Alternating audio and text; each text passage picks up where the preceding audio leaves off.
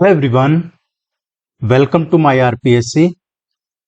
देखिए, आपको जो सेकंड ग्रेड एग्जाम है, आरपीएससी सेकंड ग्रेड एग्जाम, इसकी हम रेगुलर बेसिस पे प्रिपरेशन करवा रहे हैं। इसका एक मॉडल टेस्ट पेपर अभी रिसेंटली करवाया है और ये दूसरा है। आपके एग्जाम तक रेगुलर बेसिस पे करवाएंगे। तो अगर आप नए हैं तो प्लीज चैनल को सब्सक्राइब करके रखिए, वीडियो को लाइक कर दीजिएगा अगर आपको पसंद आए तो, और आपकी कोई क्वेरी हो तो कमेंट सेक्शन में मेंशन कर दीजिएगा। Let's begin. निम्न कथनों पर विचार कीजिए और इनमें से कौन सा सही है, ये हमें आइडेंटिफाई करना है।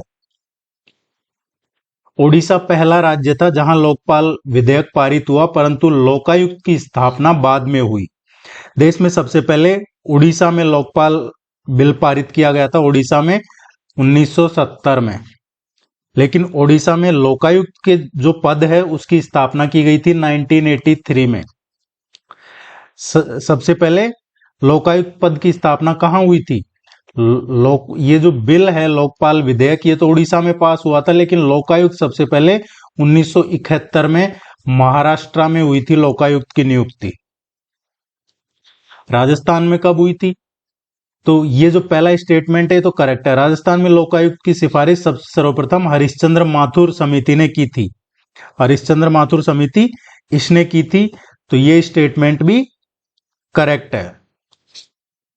आप देखते होंगे HCM रीपा, ये हरिश्चंद्र माथुर के नाम पे ही है, जहाँ पे ये राजस्थान एडमिनिस्ट्रेटिव सर्विसेज में जो सिलेक्शन होता है, उनकी जो ट्रेनिंग होती है, ये HCM रीपा में ही होती है। हरिश्चंद्र माथुर ये जो ट्रेनिंग सेंटर है, तो इनकी अध्यक्षता में राजस्थान में सबसे पहले 1963 में हरिश्चंद्र माथुर की अध्यक्षता में गठित जो एडमिनिस्ट्रेटिव रिफॉर्म कमेटी थी, प्रशासनिक सुधार समिति, उसने लोकायुक्त जैसी संस्था की स्थापना की सिफारिश की थी, जो कार्यपालिका के काम पे नजर रखे और शिकायत या जो भ्रष्टाचार है इनके मामलों की जांच कर सके। तो राजस्थान में 1973 में, राजस्थान में 71 में नहीं हुई थी, 1973 में हुई थी।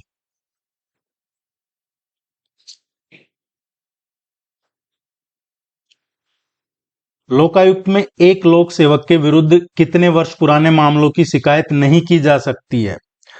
लोकायुक्त में 5 वर्ष से अधिक पुराने मामलों में शिकायत और जांच नहीं की जा सकती। अगर कोई मामला 5 साल से ज्यादा पुराना है तो आप लोकायुक्त में उसकी शिकायत नहीं कर सकते और उसकी जांच भी नहीं हो सकती। राजस्थान राज्य निर्वाचन आयोग के संबंध में निम्नलिखित कथनों पर विचार करना है और कौन सा सही है ये बताना है। राजस्थान स्टेट इलेक्शन कमीशन की बात हो रही है। भारत के संविधान के अनुच्छेद 243 के अधीन जुलाई 1994 में इसका गठन किया गया था। ये 243 के है, तो ये बिल्कुल सही है। जो कॉन्स्टिट्यूशन ऑफ इंडिया है, भारत का संविधान, उसके अकॉर्डिंग आर्टिकल 243 के तहत जुलाई 1994 में राजस्थान स्टेट इलेक्शन कमीशन जो राजस्थान का है उसका गठन किया गया था। राजस्थान में जो एक एकल सदस्य आयोग है, राज्य निर्वाचन आयोग के, यह एक सदस्य आयोग है, बिल्कुल करेक्ट है। राज्य का जो मुख्य निर्वाचन अधिकारी होता है, इसमें एक सचिव होता है जो राज्य का मुख्य निर्वाचन अधिकारी भी होता है। दोनों सही है। किसकी सलाह पर राज्यपाल राजस्थान विधानसभा सदस्य के निर्योग्यता संबंधी मामलों का निर्णय कर सकता है? देखिए, राज्यपाल है, राजस्थान विधानसभा की बात करें, राज्यपाल के तो सभी जगह बराबर के उनको मिले हुए हैं जो अधिकार हैं। राज्यपाल राजस्थान विधानसभा सदस्य की बात करें तो संबंधित मामलों का निर्णय निर्वाचन आयोग के एडवाइजरी पे लेता है, निर्वाचन आयोग के परामर्श पे लेता है। कौन अयोग्य घोषित करने का है तो निर्वाचन आयोग से परामर्श करके राज्यपाल मंत्रिपरिषद की सलाह पे काम करता है। हालांकि यदि संविधान के लिए आवश्यक है तो वो बिना सलाह के भी अपनी विवेक पे फैसले ले सकते हैं। राजस्थान विधानसभा के नए लोगो के संबंध में निम्नलिखित कथनों पर विचार करना है। नया लोगो राजस्थान विधानसभा का 18 मई 2026 को विधानसभा की हीरक जयंती के अवसर पर जारी किया गया है। हीरक जयंती क्या होता है? 75th ईयर, 75वां वर्ष इसके उपलक्ष्य में जारी किया गया है। तो ये बिल्कुल करेक्ट है। राजस्थान विधानसभा का भी नया लोगो जारी हुआ है। 75वीं जयंती के उपलक्ष्य पे राजस्थान के राज्यपाल कौन है अभी? हरिभाऊ बागड़े। और विधानसभा अध्यक्ष वासुदेव देवनानी। इन्होंने ये आधिकारिक लोगो प्रतीक चिन्ह जारी किया था।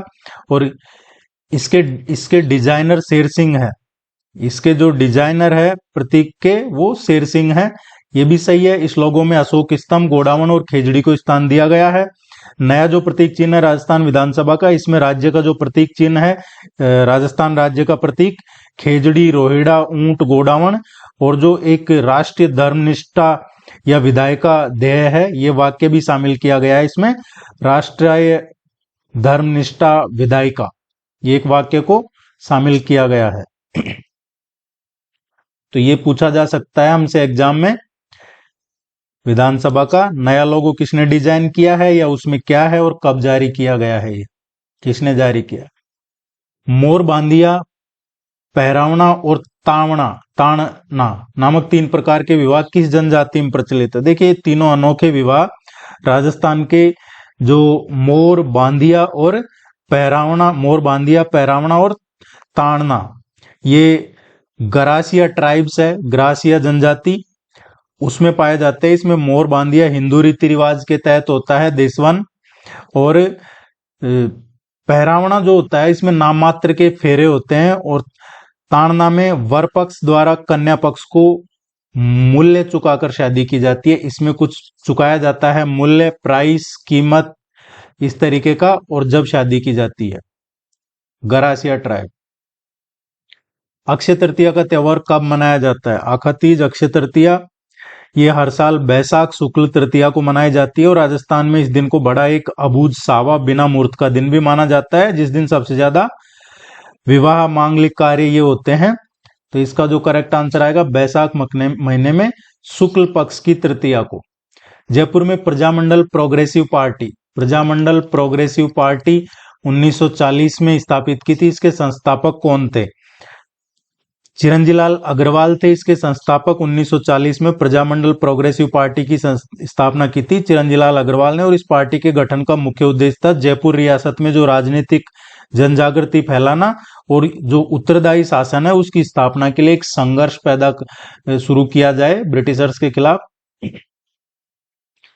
लोक गायिका की 4 बैत शैली राजस्थान में किस नगर में प्रचलित है?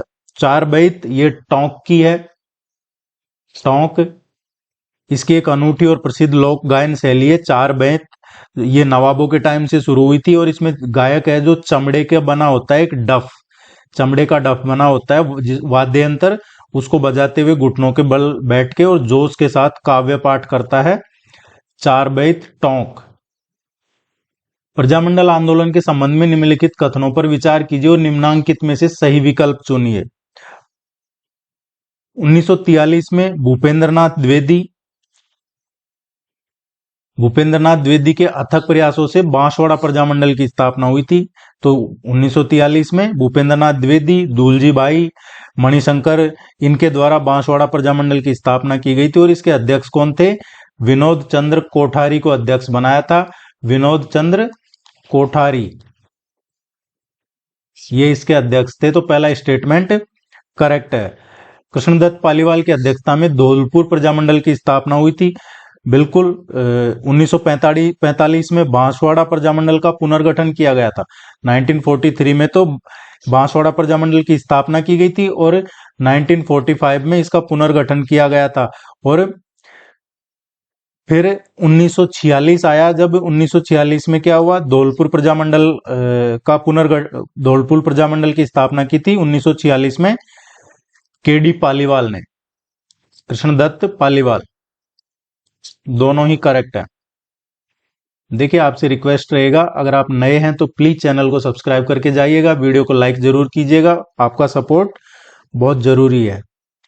निम्न में से कौन सी रचना कानड़देव और अलाउद्दीन खिलजी के आपसी संबंधों की जानकारी देता है? इसमें से ये वीरमदेव सोनरगरा की बात है जो कवि पद्मनाभ द्वारा रचित है। वीरमदेव सोनगरा री बात, और कानड़देव प्रबंध। वीरमदेव, सोनगरारी बात और कानड़देव प्रबंध। इससे क्या है, जालोर के जो चौहान शासक थे कानड़देव और उनके पुत्र थे वीरमदेव, और दिल्ली का उस टाइम पे अलाउद्दीन खिलजी था, इनके बीच में संघर्ष हुआ था। और इनका जो संघर्ष है, इसका एक महत्वपूर्ण इतिहास, इसका विवरण मिलता है इसमें।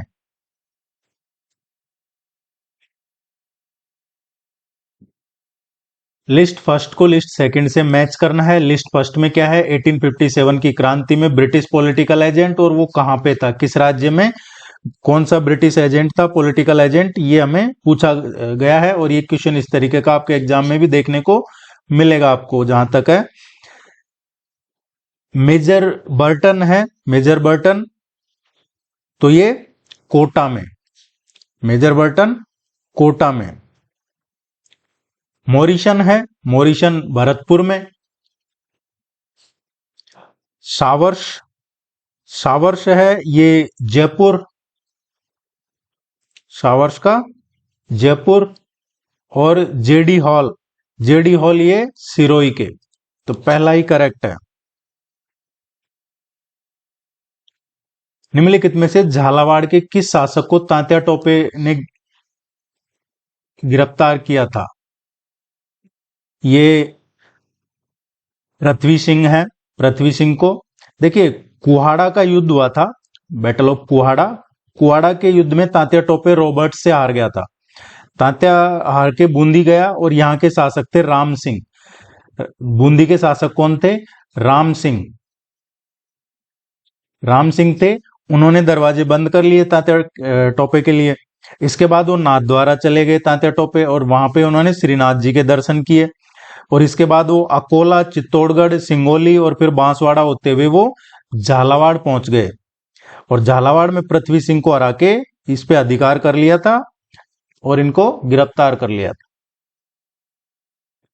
गोविंदगिरी एवं भील आंदोलन के संदर्भ में निम्नलिखित में से कौन सा कथन सही नहीं है, गलत कौन सा है?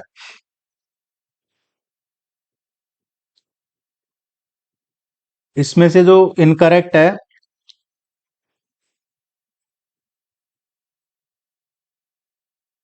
इसमें ये सही नहीं है। अप्रैल 1915, देखिए गोविंदगिरी और भील आंदोलन का पूछा है। गोविंदगिरी की शिक्षाओं ने भीलों को जागरूक किया था, और सामाजिक धार्मिक आंदोलन, भीलों का राजनीतिक आर्थिक विद्रोह इसमें एक तरीके से बदल गया था, और जिसको भगत आंदोलन के नाम से भी जानते हैं। और अप्रैल 1913 है ये, 1915 नहीं है। अप्रैल 1913 में ये गोविंदगिरी को गिरफ्तार कर लिया गया था डूंगरपुर पुलिस ने। किसने? डूंगरपुर पुलिस ने गिरफ्तार किया था। बाकी सारे करेक्ट है। बीसलदेव रासो की रचना किसने की थी? बीसलदेव रासो की रचना नरपति नालह ने की थी। ये एक एक्चुअली प्रेम परक काव्य ग्रंथ है, जिसमें अजमेर के जो चौहान थे राजा विग्रहराज चतुर्थ, जिनको बीसलदेव कहा जाता है, अजमेर के राजा विग्रहराज चतुर्थ चौहान राजा थे, और उनकी रानी थी राजमती। इनकी प्रेम गाथा है, प्रेम गाथा, विछोह और फिर से पुनर्मिलन, इसकी कहानी है इसमें। नरपति नालय की रचना है विशलदेव रासो। दादू पंथ की मुख्य गद्दी कहाँ, किसमें स्थित है? महान संत दादू दयाल जी द्वारा चलाया गया था दादू पंथ, इसकी मुख्य गद्दी है। ये जयपुर के पास में नरेना है, नारायणा नरेना यहाँ पे है। इस स्थान पर दादू दयाल जी ने अपने जीवन के अंतिम पल बिताए थे और समाधि ली थी। नरेना, नारायणा भी आ जाता है कई बार ऑप्शन में, दोनों एक ही है। 1897 में बिजोलिया के बैरीसाल गांव के किन प्रतिनिधियों ने उदयपुर के महाराणा से भेंट की थी?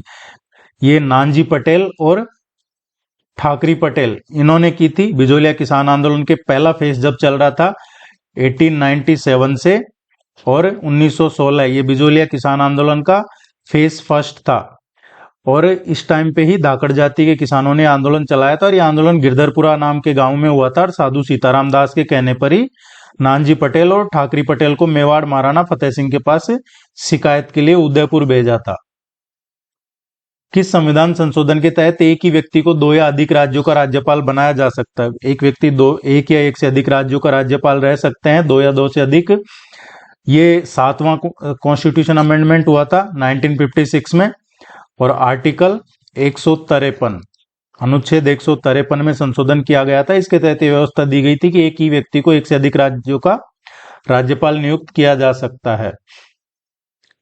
मंडन द्वारा किन पुस्तकों की रचना की गई थी? मंडन ने इनमें से कौन सी पुस्तक की रचना की थी? मंडन मेवाड़ के महाराणा कुंभा के प्रमुख और ये आर्किटेक्ट थे मंडन, और उन्होंने वास्तुकला, गृह निर्माण और मूर्ति कला पर कई प्रसिद्ध किताबें लिखी थी।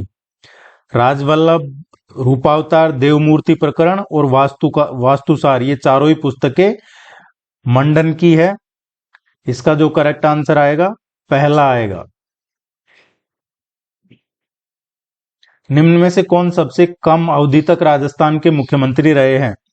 सबसे कम अवधि तक इनमें से जो रहे हैं, ये हीरालाल देवपुरा रहे हैं सबसे कम टाइम तक, 23 फरवरी 1985 से, और ये रहे हैं 10 मार्च 1985 तक, मतलब 16 दिन।